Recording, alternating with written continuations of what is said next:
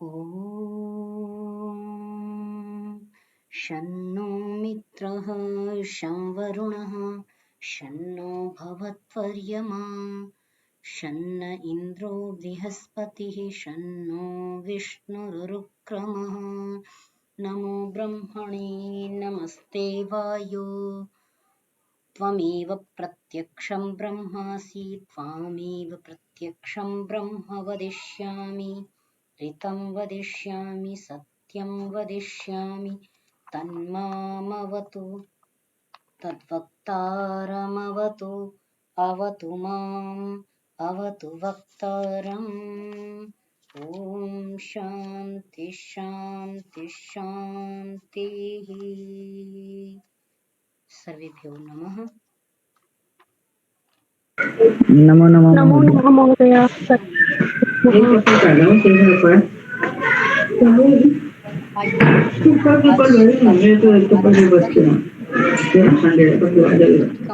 करूँ? हाँ जी, उच्चारण करूँ आगे? उच्चारण कर लें। अथ जैसे है ना, अथ खलवाशी। हाँ ऐसे। अथ खलवाशी ही समृद्धि रूप शरणानि इत्युपासीत येन सामना स्तोष्यन् स्यात् सामोपधावेत।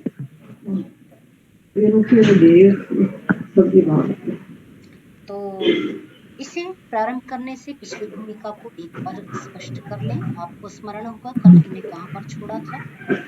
पिछला प्रकरण हमने अन्नवान और अन्नपति पर छोड़ा था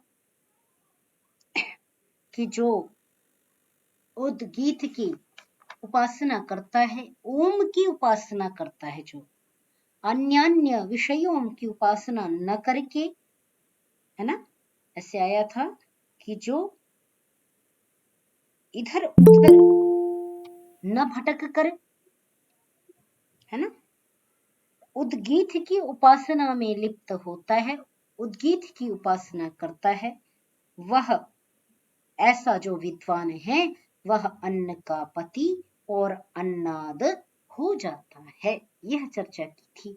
तो इस विषय में मेरा ओंकार महोदय से निवेदन था कि यदि आप कुछ आपका इस विषय में चिंतन है, आप हम सबके साथ यदि शेयर करना चाहें तो उसको रख लें, अन्यथा फिर हम आगे बढ़ जाएंगे आज की चर्चा में।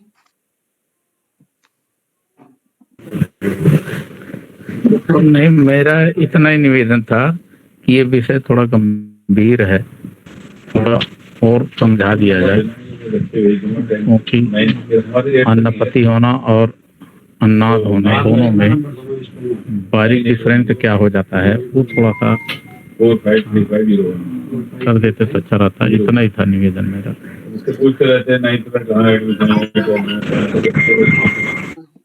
जितना मैं समझ पाती हूँ उतना मैं आपके साथ अभिव्यक्ति कर लेती हूँ। वस्तुतः ये जो इंद्रियां हैं ये भोग के लिए बनी हुई हैं, चूंकि सभी इंद्रियां भौतिक तत्वों से बनी हैं, पंच महाभूतों से बनी हैं, और जो पंच महाभूतों से बनी है तो ये क्या है, बहिर्मुखी हैं। पंच महाभूतों की जो वस्तुएं हैं उनका ही आस्वादन करती हैं। जैसे आंखें विषयों का उपभोग करती हैं, विषयों का आस्वादन करती हैं दर्शन के द्वारा, भिन्न भिन्न विषयों का दर्शन, उसका आस्वादन आंखों को होता है। कान श्रवण का आस्वादन करते हैं, उसका उपभोग करते हैं श्रवण के द्वारा। नासिका घ्राण का करती है, मुख विभिन्न जो वाणी है, शब्द का उच्चारण करके विभिन्न विषयों के प्रति अपनी तृप्ति करती है, अपने वक्तव्य को रख करके रसना विषयों का आस्वादन करके संतुष्ट होती है। अन्य जो भी ज्ञानेंद्रियां हैं और कर्मेंद्रियां हैं दोनों ही विषयों के उपभोग के लिए हैं, विषयों में प्रवृत्त होती हैं, परंतु यही इंद्रियां, जो भौतिक इंद्रियां हैं, इनको जब समेटता है तब अंतर्मुखी होता है और अंतर की सिद्धि करता है। उससे पहले की जो स्थिति है ना, जहां हम भौतिक संसार में हैं, लोक में हैं, लौकिक संसार में जहां पर हम विद्यमान हैं, तो आंखें किस विषय को देखें और किसको न देखें, क्या देखने योग्य है, या तो आंखों की दर्शन शक्ति कम हो जाए तो भी देखा नहीं जा सकता, एक ज्ञान की दृष्टि ना हो तो भी देखा नहीं जा सकता। ठीक है, इनमें अंतर है। बौद्धिक दृष्टि सक्षम न हो तो भी नहीं देखा जा सकता, है ना। जैसे कहते हैं ना, पश्यन्नपि न पश्यति, वेद का मंत्र है, जिसमें आता है कि वह देखते हुए भी नहीं देखता। ऐसा ही एक प्रकरण महाभारत में आता है, जहां पर दुर्योधन इस बात को कहता है कि जानामि धर्मम न च मे प्रवृत्ति, जानाम्य धर्मम न च ते निवृत्ति, है ना। वहां भी एक प्रकरण आता है इसी प्रकार का, कि धर्म को जानता हूं पर प्रवृत्ति नहीं है धर्म के विषय में। ऐसा नहीं, रावण धर्म का वेत्ता नहीं है, परंतु प्रवृत्ति नहीं है। ठीक है, वैसे ही युधिष्ठिर, जो दुर्योधन है, वो बहुत विद्वान भी है, बहुत बलशाली भी है, परंतु धर्म की ओर प्रवृत्ति नहीं है। वो स्वतः अपने शब्दों में इस बात को कह रहा है ना। तो जो सत्य है, यथार्थ है, वो उसको दर्शन करने का सामर्थ्य उनके पास नहीं होता। आंखें सबको भगवान ने दी, परंतु कोई उससे बुरी वस्तु को नहीं देखता, यथार्थ की ओर भागता है, अच्छी चीज को देखने के लिए अपनी आंखों को प्रवृत्त करता है, बुरे दर्शनों को देख करके अपनी आंखों को, अपनी दृष्टि को मैला नहीं करता है ना। तो उसी तरह यहाँ पर जो चर्चा आई है इंद्रियों के संदर्भ में, कि अन्नवान और अन्नाद, जो अन्न वाला माने अन्नपति ऐश्वर्य, जहां ऐश्वर्यशाली का हम एक चर्चा करते हैं कि ऐश्वर्यशाली कौन हो सकता है। मैंने यहाँ पर केवल एक उदाहरण देके आपको आगे बढ़ गई हूँ इंद्रियों का, आप इसमें और भी इंद्रियों का ले सकते हैं। जैसे कान है, कान का सुनना, मुख से अच्छा बोलना, भाई अपशब्द भी तो बोल सकते हैं, पर कुछ लोग प्रतिज्ञा कर लेते, भाई आप बुरा बोलिए, भाई मैं अपनी वाणी को क्यों दूषित करूं, मैं अपनी वाणी को दूषित नहीं करना चाहती। तो वाणी से दोनों प्रकार का वक्तव्य किया जा सकता है, परंतु वाणी दी है तो उसका हम सदुपयोग ही करें, उसका दिव्य प्रयोग ही करें।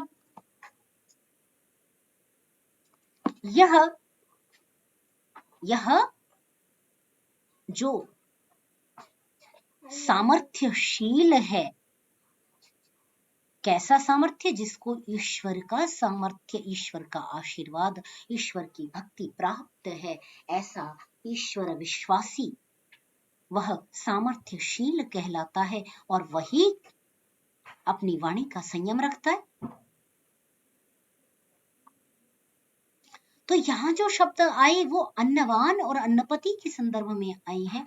अन्न वाला होना, ठीक है, अन्न कोई भी कमा सकता है, किसी भी प्रकार से कमा सकता है, विधा चाहे धर्म की हो, विधा चाहे अधर्म की हो।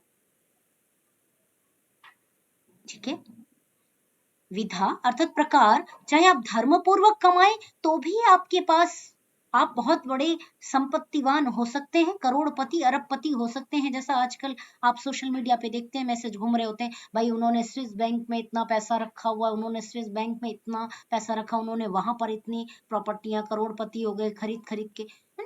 तो विधा धर्म पूर्वक भी हो सकती है और अधर्म पूर्वक भी हो सकती है कमाने की। ठीक है, तो अन्नवान दोनों प्रकार से हुआ जा सकता है। हाँ, ये अलग बात है कि किसकी परिणति क्या होगी, जिसके संदर्भ में मैंने पहले भी एक श्लोक का उच्चारण किया था, मनुस्मृति का श्लोक आपके सामने रखा था। अधर्मेण इधते तावत् ततो भद्राणि पश्यति ततः सपत्नान् जयति समूलस्तु विनश्यति, है ना। अधर्म से अंततः विनाश ही होता है, चाहे उसमें महाविद्वान चाहे क्यों न रावण हो। आज रावण को कोई सम्मान पूर्वक यूं नहीं कहता कि भगवान रावण, ऐसा करके कोई सम्मान नहीं देता, जबकि वह चारों वेदों और 6 वेदांग का ज्ञाता है, षट वेदांग का ज्ञाता है, चारों वेदों का ज्ञाता है, 10 विद्याओं का ज्ञाता होकर के वह दशानन कहा जाता है। इतना बड़ा पंडित विद्वान, उसको कोई सम्मान पूर्वक यूं नहीं कहता, है ना, कि महाविद्वान मर्यादित रावण, ऐसा करके कोई नहीं कहता। परंतु राम का नाम जब आप प्रयोग लेते हैं या उच्चारण करते हैं तो आप कहते हैं मर्यादा पुरुषोत्तम भगवान श्री राम, इतना बड़ा संबोधन देते हैं। क्यों? क्योंकि वो मर्यादित रहे, कभी उन्होंने स्वप्न में भी अमर्यादित आचरण नहीं किया, इस कारण से वो हमारे लिए आदर्श और पूजनीय है ना। तो अधर्म से वृद्धि दोनों की हो सकती है, अन्नवान कोई भी बन सकता है, परंतु अन्नवान होकर के अन्नाद होने की शक्ति प्राप्त कर लेना, ये बड़ी बात है। ठीक है, अन्नाद हो जाना ये बहुत बड़ी बात है। अन्नम अत्ति भुंक्ते, इस प्रकार का कि अन्न को भोगने का सामर्थ्य होना बहुत विशिष्ट बात है। इंद्रियों में शक्ति ही नहीं है तो वह अन्न को भोग ही नहीं सकता, है ना। भोगा न भुक्ता वयमेव भुक्ता, किसके शब्दों में? भर्तृहरि के शब्दों में, है ना, वैराग्य शतक में कहते हैं भर्तृहरि। तो इस प्रकार सामर्थ्यवान हो जाना, समस्त जो धन वैभव आप इकट्ठा कर रहे हैं वह भोगने का सामर्थ्य। अब भोगना केवल स्वयं खा लेने से भोगना नहीं होता, इसमें भी अलग अलग आप इसका विभाजन कर सकते हैं। जैसा आपने कहा कि इस पे एक पूरा विस्तृत इस पे एक विचार का बिंदु है, हो सकता है निश्चय ये विचार का बड़ा बिंदु बन सकता है। अब जैसे भोजन है,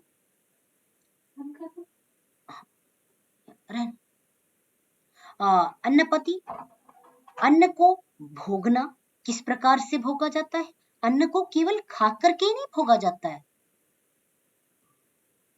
दान करने से भी अन्न का उपभोग हो जाता है। कैसे? कैसे दान देने से उपभोग हुआ? क्योंकि जो आपने दान किया वो शास्त्रों में दान के लिए कहते हैं दक्षिणावंतो अमृतम भजन्ते इत्यादि बहुत सारी।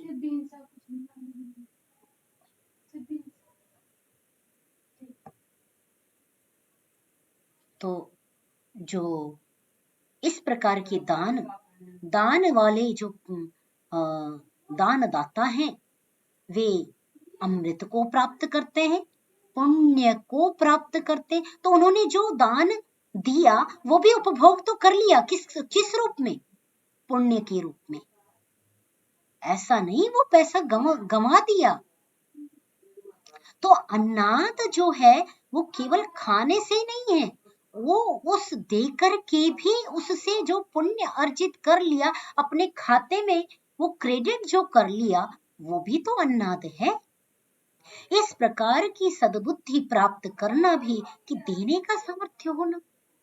और फिर विषय वहां भी जाता है कि दान दे भी तो किसको दे। गीता के 18वें अध्याय में हमने पढ़ा था, आपको स्मरण होगा, अंतिम जब प्रकरण चल रहा था वहां पे कि 3 प्रकार के लोग हैं, सात्विक, राजसिक, तामसिक। भाई दान दें तो किसको दें? पात्र को तो दें, विधिज्ञ को तो दें, जो विधि का ज्ञाता है। आप किसी को भी दे दें।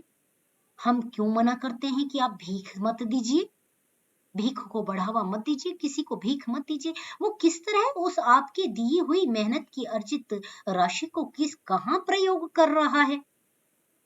वो दान का पात्र भी है कि नहीं? तो पात्र का निश्चय, सत्पात्र और कुपात्र का निश्चय ये भी होना चाहिए। वहां दान सफल होता है। दान किसको दिया जाए, यह भी शास्त्रों में दान की बहुत महिमा है। कहते हैं यज्ञ पूर्ण ही नहीं होता बिना दान की। दक्षिणा यज्ञ का एक भाग कहा गया है, परंतु वह जिसको आप दान करें वो सत्पात्र हो, उसको दान देकर के दान फलीभूत हो जाए, अर्थात वो संपत्ति आपकी राष्ट्र को विकसित करने में, पल्लवित करने में लगे। ये ऐसी जगह दान दीजिए वो प्राणियों के पल्लवन करने में लगे, कल्याण में लगे, तो वो आपका दान सत दान की श्रेणी में है। तभी शतहस्त समाहर सहस्रहस्त संकीर, ऐसा इत्यादि बहुत सारे वचन ऐसा प्रयोग करते हैं शास्त्रों में। तो वो भी पुण्य के रूप में हमारे खाते में क्रेडिट हो जाता है। अतः अन्नाद की परिभाषा में वह दान भी उसका भाग बनता है। तो ये भी सामर्थ्य सब में नहीं होता कि खुले मन से दान कर सके, दान के पात्र का चयन कर सके। दान तो बहुत दे देते, परंतु वो आपके दान की सद्गति है कि नहीं है, ये भी तो एक बिंदु है ना। आपने दिया किसको?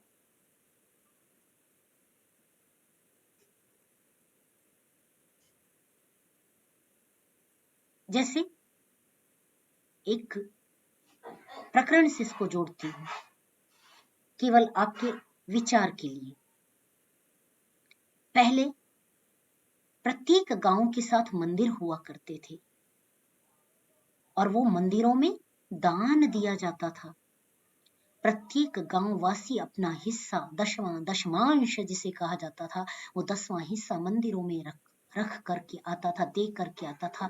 वो चाहे गेहूं के रूप में, जौ के रूप में, चावल के रूप में, दाल के रूप में, विभिन्न विभिन्न राशियों से वो मंदिरों तक पहुंचाया जाता था। और मंदिरों से वो कहाँ चला जाता था?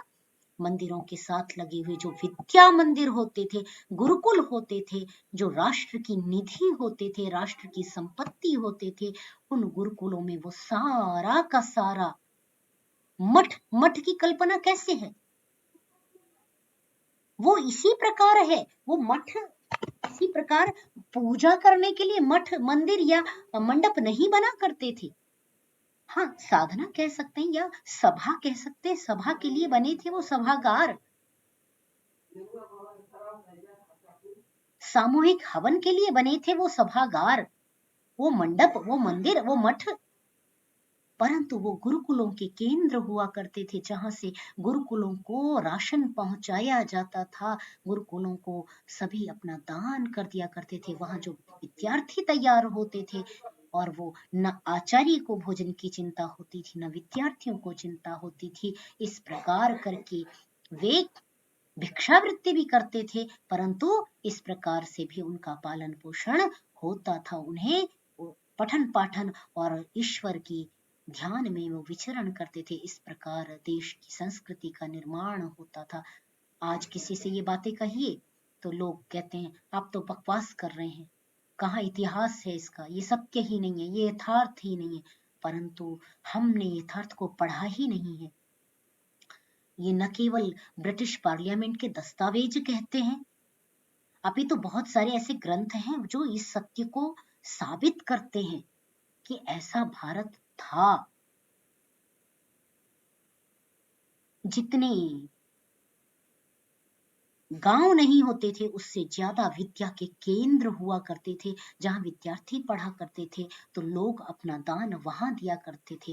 इस प्रकार वो अपनी अपनी राशि को सही जगह प्रयोग करके अपने पुण्य के भागी बन जाया करते थे, और वो अन्नाद बनते थे, अन्नपति बनते थे, सुख सामर्थ्य से युक्त हुआ करते थे, ऐश्वर्य से समृद्धि से संपन्न हुआ करते थे।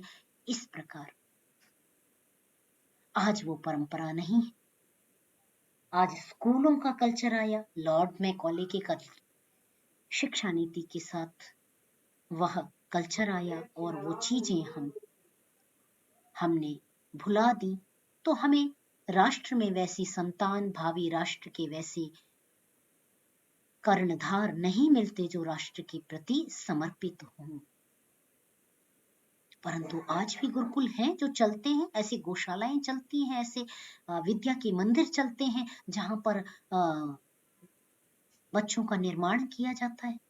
तो हम अपना दान देकर के वहां अन्नाद बन सकते हैं। ये केवल उदाहरण मैंने इसके साथ जोड़ा, केवल आपके विचार का एक बिंदु देने के लिए। ठीक है, तो बहुत अच्छा लगा, ये स्पष्टता जरूरी थी जी, बहुत अच्छा लगा। धन्यवाद। साधुवाद आपका, बहुत बहुत। जितना मेरी समझ बन सकी मैं आपको, मेरी इच्छा थी आप लोग रखिए इस विषय में, परंतु आपने कहा तो मैंने मैंने कहा कि ये विषय को छोड़ दूंगी तो फिर रह जाएगा, तो रखते हैं। चलिए, प्रयास रहा, ठीक है। आइए आगे समझ लेते हैं आज का विषय जो प्रारंभ कर रहे हैं।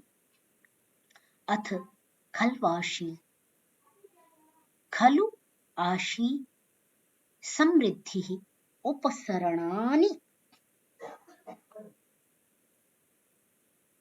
इति उपासीत येन साम्ना स्तोष्यन् स्यात् तत् साम उपधावेत्। अब कहा कि अथ इसके आगे आशी ही आशीर्वाद समृद्धि, इसके विषय में चर्चा करते हैं। अर्थात समृद्धि कैसे होगी और आशी ही आशीर्वाद या कामनाएं हमारी कैसे पूर्ण होगी, हम अन्नपति ऐश्वर्यशाली किस प्रकार बन सकें।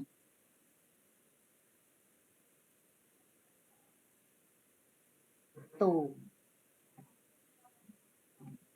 उसके लिए कहते हैं, रहस्य को प्रकट करते हैं, कहते हैं उपसरणानि इति उपासीत,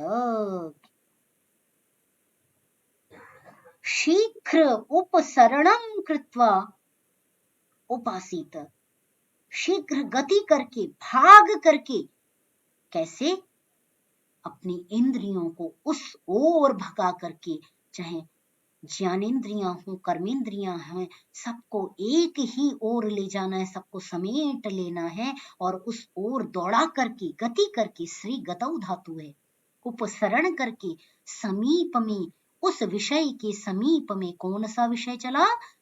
तो उद्गीत की उपासना का विषय चला। तो कहा उसके समीप दौड़ा करके, उसके समीप भाग करके उपासित उपास करे। बारंबार आप देखेंगे उपनिषद में, पहले उपनिषद से लेके हमने अभी तक पढ़ा ईशोपनिषद से लेकर के, कि केवल एक ही स्तुति का बिंदु मूल उन्होंने बनाया हुआ है उपनिषदों ने ऐसा नहीं कहते कि आप इस भगवान की उपासना करें, इस भगवान की उपासना करें, इस भगवान की उपासना करें, ऐसा करके बांटेंगे नहीं आपको। सब भगवान एक हैं, अर्थात परमात्मा के ही भिन्न भिन्न नाम हैं। हमारे अग्रज, हमारे पूर्वज जो हुए हैं वो मेरे आदर्श हैं, उनकी तरह मुझे उस मार्ग पर चल करके मुझे अपना मार्ग, अपना गंतव्य तय करना है। ये बहुत सूक्ष्म बात, मैंने बहुत रहस्य की बात मैं कहना चाहती हूं कि हम इस चीज को नहीं समझ पाते। उपासना, उपासक कौन है और उपास्य कौन है, इसका हम अंतर नहीं कर पा रहे हैं।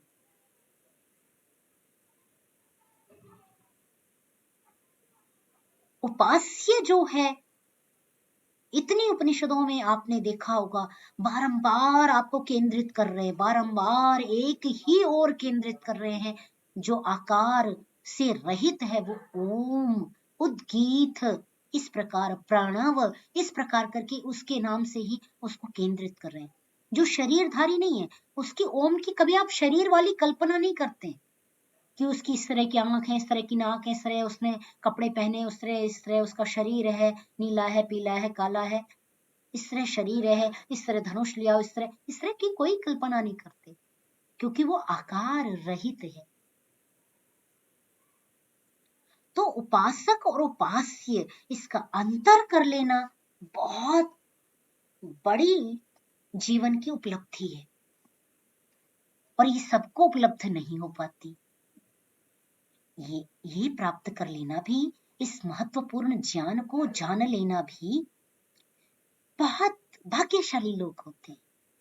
निरुक्त में एक पंक्ति आती है, मुझे पूरा स्मरण नहीं है, केवल भाव अभी स्मरण आ रहा है, क्योंकि पढ़े हुए इतने वर्ष हो गए और रिवीजन होता नहीं, पुस्तक वो पढ़ाते नहीं हम, तो सौभाग्य है नहीं पढ़ने पढ़ाने का। उन पुस्तकों को जब पढ़ाएं तो वो रिवीजन होता रहता है, उसका भाव अभी स्मरण है कि गोपाय माम शेवधिष्ठे हमस्मि, ऐसे करके ब्राह्मण के पास विद्या उपजगाम गई और क्या कहती है कि गोपाय माम शेवधिष्ठे हमस्मि, मेरी रक्षा करो, मैं रक्षा करने योग्य हूं, मुझे छिपाकर, मतलब मुझे इस प्रकार रखो कि इसको कोई अर्थ का अनर्थ न कर देवे।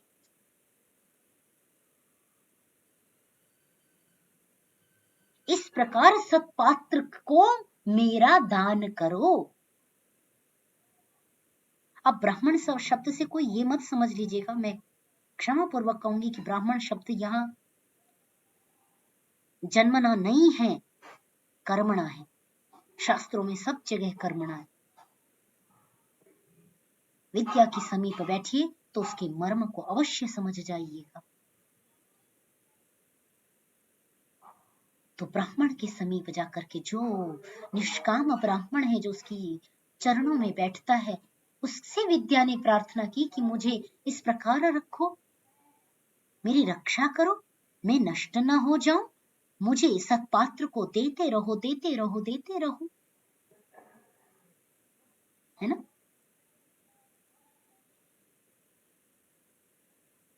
तो वह जो विद्या है, इसको प्राप्त करने के अधिकारी बहुत कम लोग होते हैं। जो सुनता है इस ज्ञान को वो भी महान है, जो कहता है वो भी महान है। ठीक है, गीता में हमने अंतिम अध्याय में ये चीज पढ़ी थी, और हमने वो मंत्र भी याद किया था, तैत्तिरीय उपनिषद में जो आया था, ओम सहना भवतु सहनौ भुनक्तु सह वीर्यं करवावहै तेजस्विनावधीतमस्तु मा विद्विषावहै। मेरी आशा है कि आप अभी भूले नहीं होंगे, इसे दोहरा लीजिएगा। ये हम आपके लिए ही है। मेरा पढ़ाया हुआ और मेरा पढ़ा हुआ दोनों की रक्षा करे परमात्मा। ये भोजन मंत्र नहीं है कि हम इसे खाने से पहले बोलें, ये विद्या का मंत्र है कि विद्या से पहले बोलें। और मैंने काफी दिनों तक आपके साथ यही मंत्र बोला है कि आपको शायद स्मरण भी है, स्मरण हो गया होगा, है ना। अब मैंने ये 2 मंत्र बदले थे कि ये नए मंत्र आपको स्मरण हो जाएं, तो नए बोलने प्रारंभ किए थे। तो उपसरणम, उसके समीप गति करे, बैठे, अपनी इंद्रियों को समेट करके उस ओर दौड़ाए। कैसे दौड़ाए ये मैं आगे स्पष्ट करूंगी, आगे की ऋचाओं में ये स्पष्ट हो जाएगा कि किस प्रकार जब साधना में उद्गीत की उपासना में बैठे तो किस प्रकार उपसरण करे, उसके समीप में गति करे, उसके समीप में आसन लगाए बैठे, दौड़े उस ओर, अपनी इंद्रियों को उस ओर दौड़ाए। साम उपधावे, कैसे, आगे क्या कह रहे हैं, ये न सामना स्तोष्यन, जिसके कारण से साम से स्तुति करता हुआ। सामवेद के मंत्र क्या है, स्तुति करने के मंत्र हैं। इसीलिए मैं कहती हूँ कि जब वो मंत्र श्लोक आता है ना 10वें में, गीता के 10वें अध्याय में, वेदानाम सामवेदोस्मि, तो वहां भगवान श्री कृष्ण अपने लिए यहाँ अस्मि, मैं शब्द अस्मि खुद के लिए प्रयोग नहीं है। किसके लिए, ब्रह्म के लिए ये प्रयोग है। क्यों, क्योंकि वेदों में मैं सामवेद हूं, क्योंकि सामवेद में स्तुति के मंत्र हैं। और ये स्तुति आप देखिएगा, आप साम का भी प्रकरण आप देखेंगे, आप बहुत सारी साम गाने के विषय में इस छांदोग्य में बहुत सारी नई बातों को जानेंगे, और मैं प्रयास करूंगी कि मैं उन्हें आपको समझा पाऊं, है ना। तो साम के द्वारा, साम मंत्र स्तुति के, उपासना के मंत्र है। हम क्यों कहते हैं सामवेद में उपासना विषय है, क्योंकि सामवेद में परमात्मा की साथ बैठकर भक्त भाव से साधक उपासना करता है। कई बार शिशु रूप में उससे जिद भी करता है। बहुत सुंदर सुंदर सुंदर मंत्र सामवेद में आए हुए हैं उपासना के। तो सामना स्तोष्यन, साम से स्तोष्यन, स्तुति करता हुआ, है ना, स्तुति करने वाला स्यात हो जावे। तत्साम उपधावे, तब क्या करे, साम में अपने को उपधावे, तो दौड़ा देवे। जब साम से उपासना करे, उपासना में जब बैठे, जब साम से उपासना करे, तो वह साम में अपने मन को, अपनी इंद्रियों को दौड़ा देवे, उपधावे, तो उसके समीप दौड़ जाए। ठीक है, तो मैं शब्दों द्वारा जितनी मेरी क्षमता है मैं बता सकती हूँ। वस्तुतः ये विषय वाणी का नहीं, ये विषय अनुभव का है, आभास का है, प्रायोगिक विषय है उपासना। मैं उपासक नहीं हूं, जो मैं ऋषि की वाणी को मैं केवल चाहती हूं कि ये जीवित रहे, इसलिए आपके साथ चर्चा करती हूँ। वस्तुतः मैं उतनी उपासक नहीं हूं जो मैं आपको अपने अनुभव पूर्वक उन बातों को कह सकूं। इसीलिए मैंने इसको नाम कभी कथा का नहीं दिया, मैंने इसको कक्षा का नाम दिया कि हम केवल अध्ययन अध्यापन कर रहे हैं। उपनिषद की कक्षाएं, गीता की कक्षाएं, हम उनको कक्षा का नाम देते हैं क्योंकि केवल अध्ययन और अध्यापन जहां है उसमें ऐसा लाग लपेट करना, गुरुडमवाद फैलाना, वो मेरा प्रयोजन उद्देश्य नहीं है। ठीक है, तो ये उपासना का विषय स्वयं के अनुभव का विषय है। जितना आप गहरे डूबेंगे आप उससे उतना अर्जित कर सकेंगे। इतना स्पष्ट हुआ हो? कोई प्रश्न हो तो पूछ लें, फिर हम आगे बढ़ जाएंगे। ये स्पष्ट है, आगे और कोई बताएं। किन्हीं का कोई प्रश्न है तो पूछ लें, जिज्ञासा विचार साझा करना चाहें तो कह दें। महोदया, जैसे आपने कहा कि कक्षा है, कक्षा का क्या अर्थ होता है महोदया? कक्षा का क्या अर्थ होता है? जी, वस्तुतः कक्षा से कहने का तात्पर्य मेरा है कि कक्षा संचालित करना, जैसे समीप में बैठकर अध्ययन करना, ये जो हम काम करते हैं। वस्तुतः कक्षा शब्द से यदि आप कहें मुझसे तो कक्षा का शाब्दिक अर्थ जो है एक रूम, माने ये तो माने एक सीमित परिवेश, सीमित कमरा जैसे हम कहते हैं, उसके संदर्भ में होता है। परंतु जैसे कक्षा, कक्षा शब्द प्रयोग करते हैं कि जिस परिवेश में बैठ करके अध्ययन किया जाए उसे कक्षा कहते हैं, है ना। कक्षा शब्द इसमें टू वे होता है, यानी श्रोता और वक्ता दोनों अपने अपने विचार का आदान प्रदान कर सकते हैं, जबकि कथा में वन वे होता है। ये बेसिक अंतर होता है थोड़ा सा, जो मुझे समझ में आया। बहुत बहुत सही कहा आपने। तो कक्षा मतलब एक अध्ययन अध्यापन की जहाँ क्रिया हो रही है, तो बहुत अच्छे शब्दों में आपने कहा कि वो हम दो आदान प्रदान की जहाँ दोनों क्रियाएं हों, वक्ता श्रोता दोनों अपने अपने भाव विचार रख रहे हो, वो कक्षा है। और कथा एक प्रवचन है। सत्यवचन महाराज कह के सुनते रहिए तो कानों को। महोदय जी कुछ कह रही हैं? जी धन्यवाद महोदया। जी ऐसा मैं चाहती भी नहीं हूँ कि आप उद्बुद्ध श्रोता हो, श्रोता भी हो तो उद्बुद्ध हो, जागरूक रहें कि कहीं कोई बात गलत तो नहीं कही जा रही। हम भय में भयभीत होकर के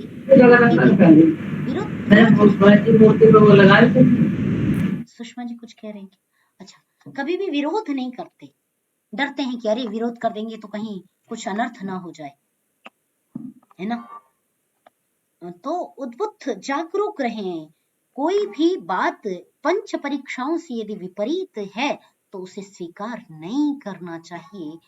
सृष्टि विरुद्ध कोई बात को केवल आंख मूंद के स्वीकार कर लें, ऐसा होना नहीं चाहिए। यही एक जागरूक श्रोता और अध्येता विद्यार्थी व्यक्ति की पहचान है। चलिए संभवतः एक हम जी महोदया। और महोदया जैसे जब तक समझाया नहीं जाएगा, जैसे वाणी का जो आप कह रहे हैं उपासना करें, उपासना तो तब की जाएगी ना जब हमें समझ आएगा। ये तो जो आपने अब समझाया है तो समझ आया ये, तो इसका समझना पहले बहुत जरूरी है।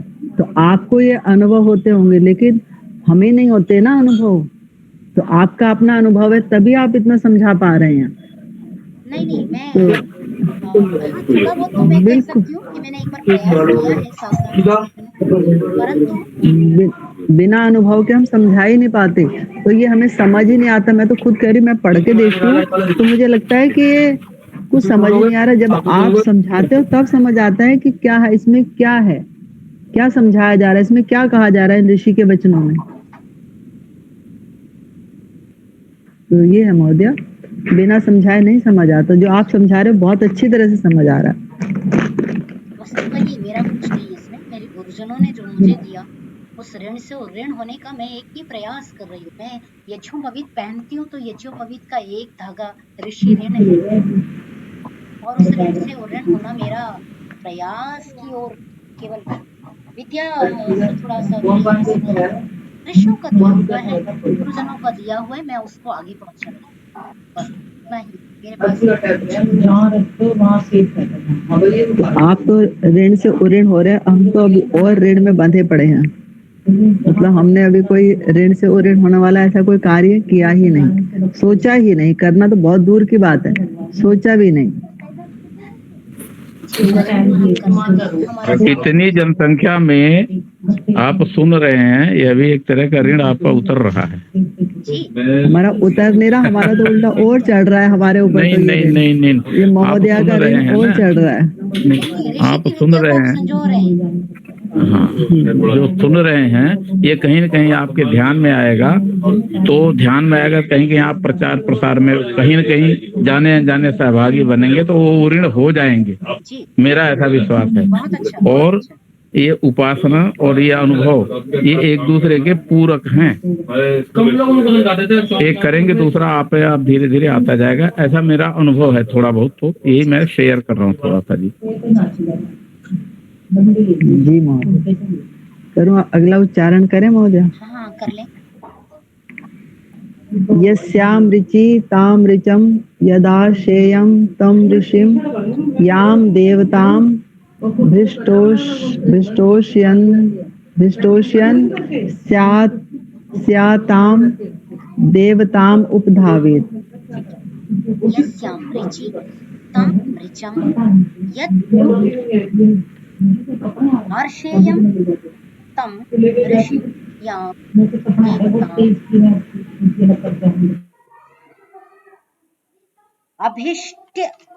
अभिष्टोष्यन् स्यात् तां देवताम् उपधावेत्। तो यस्यां ऋचि ताम ऋचम, जिस ऋचा में ध्यान करें, बार बार क्रियापद वही लगा लेंगे, है ना। तो यस्याम ऋचम स्तोष्यन् स्यात्, जिस ऋचा की स्तुति करे,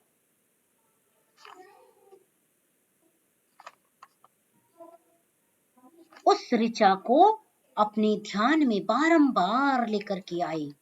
तम ताम ऋचम, उस ऋचा को बार बार, क्योंकि मन में आकृति बनती है, तो किसकी आकृति बनाए, तो परमात्मा के गुणों का ध्यान करना होता है। जब हम साधना में बैठते हैं तो ध्यान करना है उसके गुणों का। अब गुण क्या है उसके, तो उन गुणों का जो ध्यान करना है, तो ऋचा में जो कहा गया है उस ऋचा को बार बार उपसरण करे, क्या करे, शीघ्रता से अपने ध्यान में लेकर के आए। जिस ऋषि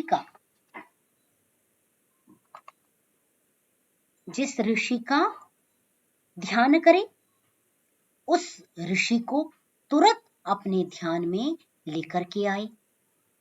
जिस देवता का ध्यान करे,